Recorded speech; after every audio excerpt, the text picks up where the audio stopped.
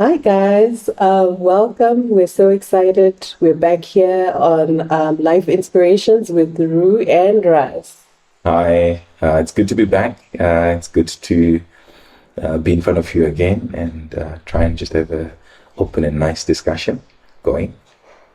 All right, so we are so excited. This time we are going to be talking about conflict resolution, Yeah, but we actually want to focus more on personality differences because I think that's a really great source of conflict yeah, in marriage, in relationships. yeah. So generally, why do you think that personality differences are an issue when it comes to marriage and relationships? I think we're all born obviously differently, but we are wired differently. I think God makes us all different. I think life would be very boring if we were all of the same personality, of the same habits. So I think generally we are meant to be different. We're meant to have different personalities, but I think we need to seek out what is good about the different personalities and try and put them together to work for the general good or for the best of the two people that have come together. So yeah, it's actually quite good that we all have different personalities. Yeah, and also I think sometimes when you get into a relationship, you don't acknowledge the fact that that person is different from you. Yeah. And the thing is, subconsciously, what a lot of people don't realize, because you find that a lot of people that are married or are together generally are opposites. You know, that whole thing that says opposites attract. And the question is, but why do opposites attract? And I think one of the big things is that subconsciously, you don't realize that your personality, like the weaknesses of your personality, is subconsciously seeking and attracted to the opposite aspect of, Yeah. of that weakness. So it will draw naturally to that person who has a stronger personality in the area that you have a weakness, because then that balances you out. So that's why that whole opposites attract Yeah. thing, and that's one thing that we have experienced in terms of our personalities are very different. Of course, fundamentals are the same, Yeah. but our personalities are very different. Yeah. I don't know if you want to add. No, that's actually very true. It's like you find yourself, like you said, I like the way you said, subconsciously gravitating to someone who's got sort of a solution for the weakness that you find in your personality. So I'm gonna just bear it out, all out. I'm a risk taker, right? So I'm wired in that way. I can quickly assess an environment or an opportunity and lead to a go or no go decision within a very short space of time. But if left to my own device, I think the number of investments and businesses and stuff that we would have been in is probably would have gotten us into trouble, right? But what I actually sort of now have grown to love and appreciate is the very, and I call it, and I'm going to be very careful, I call it your measured approach, right? So you are wired to stop, breathe, read again, maybe read again, and then try and see whether this is good for us or not, and then you make that decision. So from my perspective, I like taking risks, but I know that risks have got a consequence, and that's the weakness of the person that is like me. And to balance me out, I would need someone who's a bit more measured, someone who can actually calm me down and look at, like, literally going through this opportunity and try and see if there's any loopholes in it. And that actually comes very natural to you. But if I'm to reverse that also, if we were to leave all decision making to you and your measured approach and your very calm, let's really think this through and da da da da, we probably wouldn't have made half of the decisions that we've made. So bringing those two personalities together, you get a like a fine balance, And as you learn to trust the other person's personality, you actually tend to lean more on them to sort of validate your thinking. So if I come to you, I'm like, I've got this thing, and you say, yeah, I'm like, yeah, we're going for it. So I think that's how those two personalities can actually work together for the best for us. Yeah, that's good. And I like that you use that example, particularly in our personalities. There's many other different aspects of our personality that are also opposite. Yeah. But that one, I think, is a big one because that really affects decision making. It really affects a lot of things, like the functioning of the house, Yeah. And so, I mean, he's completely right. Because I am the person who I can sit on stuff. I have no sense of urgency whatsoever on any given day. You're not going to rush me. And he always has a sense of urgency. Now imagine a personality that always has a sense of urgency. Yeah. It must be done today. It must be done now. What are we waiting for? And someone who is like, just relax. Yeah. Just breathe. If it's gone, it's gone. It's not meant to be. It's not meant to be. My spirit is not yet alive. Let's just wait. So that had to be frustrating for him, looking at someone who's just not moved in, and he just wants to move. Like, he wants to be on the go. And for me, I'm like, I cannot think if everything is rushed. I need to be calm. So imagine the conflict that arises from that. And we had to grow and appreciate those personalities and understanding that he is not wrong and I am not wrong. Yeah. Our intentions at the end of the day are good. Our goal at the end of the day is good, and it's the same, and we are focused. Yeah. So he is right. I am right. But we need help to balance each other out. Correct. So with time, we have learned to know that, okay, like what he's saying, if he's got something that really feels like we need to do, he will still, we'll discuss it, and he will, depend on my side to just slow it down a little bit, but within reason, to analyze and then to make a move. Yeah. And I rely on him. Like, there'll be some stuff that I really want or we really need to do, and it just seems like it's so overwhelming and it's too much.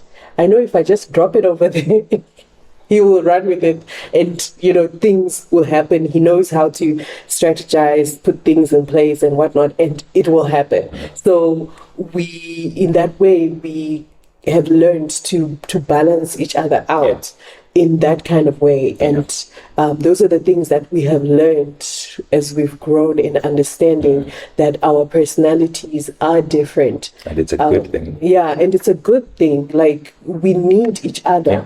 And that's one of the things that you need to understand. And what happens is, a lot of times when people get together, they want to try and change each other. Like, I wanted to, I'll be wanting to try and change him to be more of me. He'll be trying to change me to be more of him. But you can't have two people who are the same. Yeah. Can you imagine how boring it will be? I'm just thinking, Exactly. Like, one of the best analogies I've read in one of the books I have been dealing with is that they take the analogy of a car, and they say, naturally men are wired, and I'm going to generalize, naturally men are wired to be problem solvers, to want to get their hands into stuff and get down and dirty with the stuff. And they liken them to a car. And men are like the accelerating pedal. And women naturally are very good judges of character and personalities and all of those things. There's always that thing where it's like many scenarios where I'm like, oh yeah, I'm trying to do this thing with this person and whatever. I think there's a likening of minds, and Ru just said, there's something that I don't really feel about this person. As men, we're not wired in that way. So in this book, they then say women are like the braking pedal. If this car is allowed to just accelerate, soon there's going to be a bend, there's going to be a four-way stop, there's going to be a traffic light. And if you only have the accelerating pedal, you're surely going to crash, right?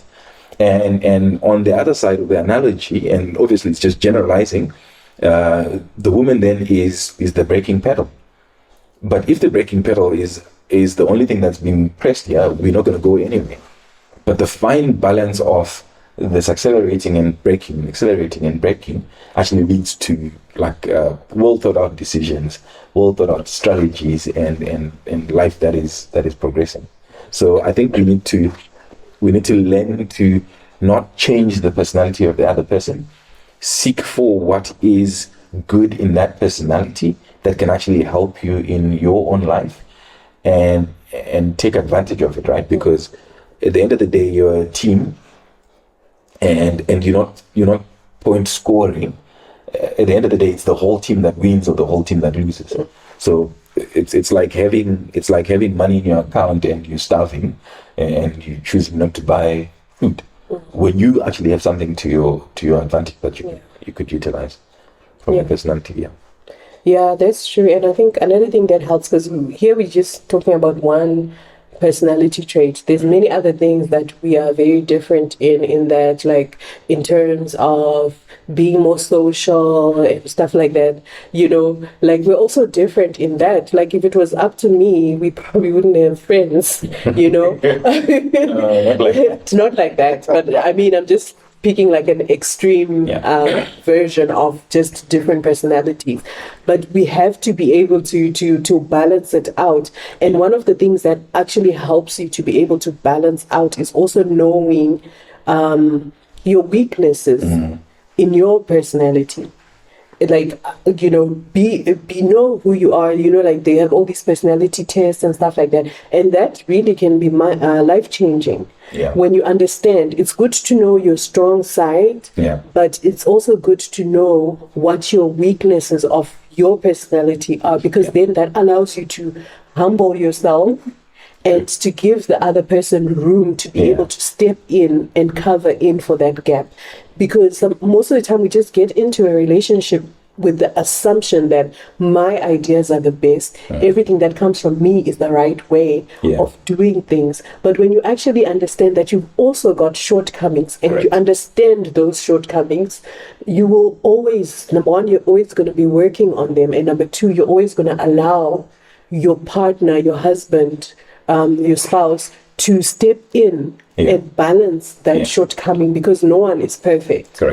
Correct. No one is perfect, but the only way you can win is by understanding where your shortcomings are and how you can move towards covering that gap. That's why two people are better than one. That's why teamwork makes the dream work, because another person can come in and cover for those gaps, and when you do that, then you win.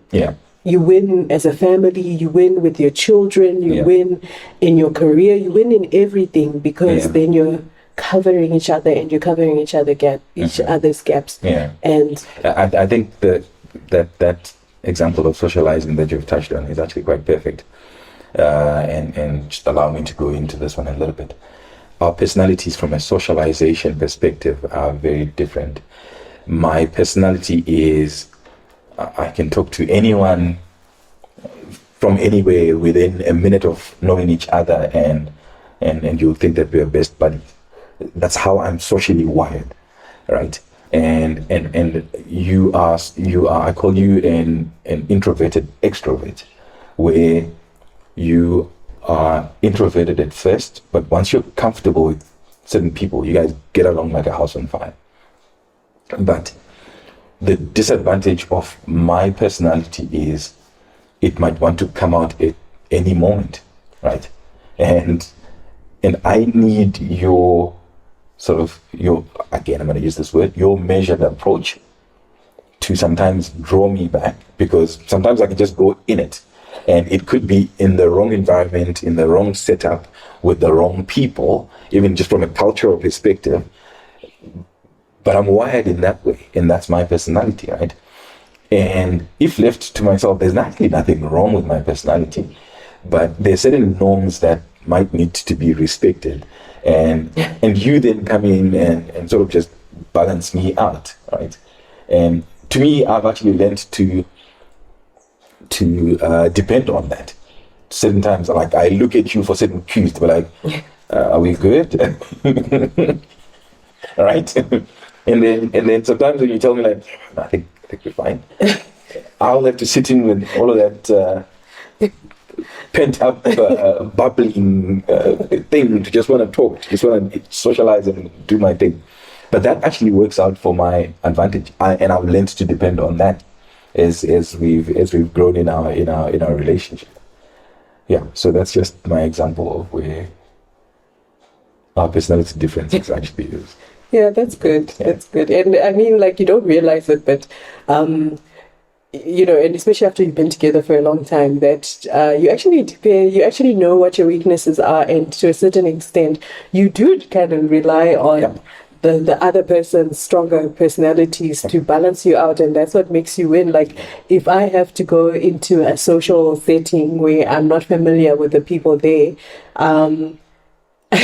I feel more comfortable if you're there, because then I know you're gonna open the way for us, and then I can just walk in and you're gonna be the opening statement, and then I can come in, and we kind of have learned to balance each other out in that way, and it actually makes life a whole lot easier when you don't fight each other's personalities, but you see how those differences can just make it work, whereas in other words, in a social setting, I might be like, okay, I'm not going because There's no one that I know there. And I'm like, challenge accepted. Yeah, exactly. And you're like, challenge accepted. I'm going to know anyone in the entire room by the end of the night. So it actually just works so well for us. Yeah. And just one last point that I want us to touch on that people also underestimate when it comes to the personality differences, why people also struggle a bit with the personality differences and struggle with accepting a personality or a way of doing things that is different from what they do, is because a lot of our personalities are also developed with time as you grow up, and mainly in those developmental years when you were growing up. So what was normal in your house, how you grew up, is normal to you. Yes. So when someone comes in with a different personality and a different way of doing things, that's normal to them because that's how they grew up. And people fight and they struggle based on the basis of what was normal in their house. Yeah. And because that's what was normal in your house, you assume that what happened in their house was not normal.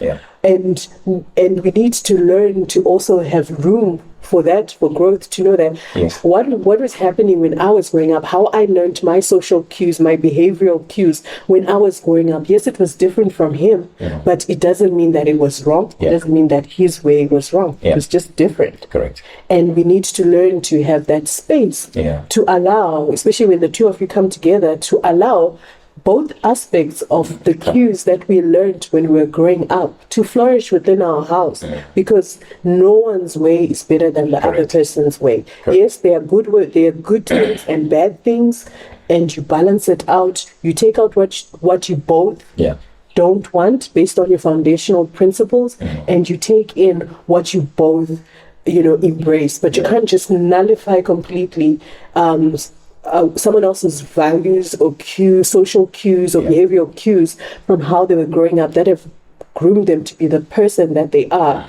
because it was different from what was happening in your house when you were growing up. And that's another thing that we need to learn, and that will help with conflict resolution and just understanding that different from you doesn't mean wrong.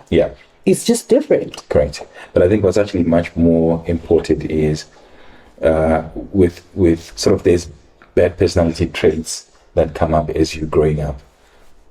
And I think in your pursuit and search of a partner, you probably would have done your due diligences on the person. Are they like what you said when we started? Our personalities are different, but our fundamentals are the same, because they're all based or premised off of God, right? So the what would have happened in this instance is, by the virtue of knowing God, anything which is bad and toxic in someone's personality,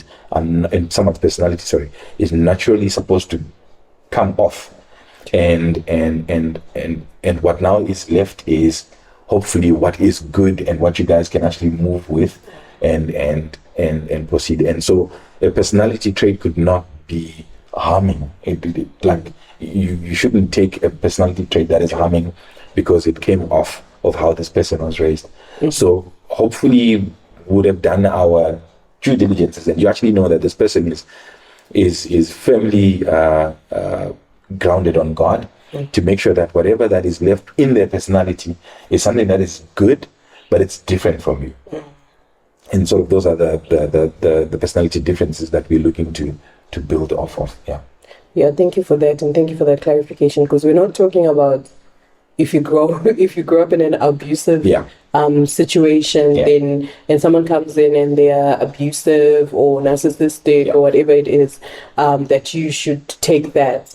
We're just talking about different personalities, different traits and stuff like that. But like what you're saying, ideally you'd have done your due diligence and you would have dealt with the red flags. You would have chewed out your non-negotiables and all of that stuff. Now we're just talking about, personality difference. Like he likes to tie his shoe from the right shoe to the left. Yeah, exactly. Like, no, it's not, it's not life changing. I mean, it's not life or death. Yes. Basically, it's just stuff that helps you to enjoy marriage, stuff that helps you to enjoy the day to day, be able to laugh about it, to be able to grow, mature, develop, make decisions and stuff like that. So I think we've covered it all. Yeah, I think we've done. Yeah. So thank you guys. This was a great comeback, and we'll see you on the next video. Cool. Thank you. Cheers.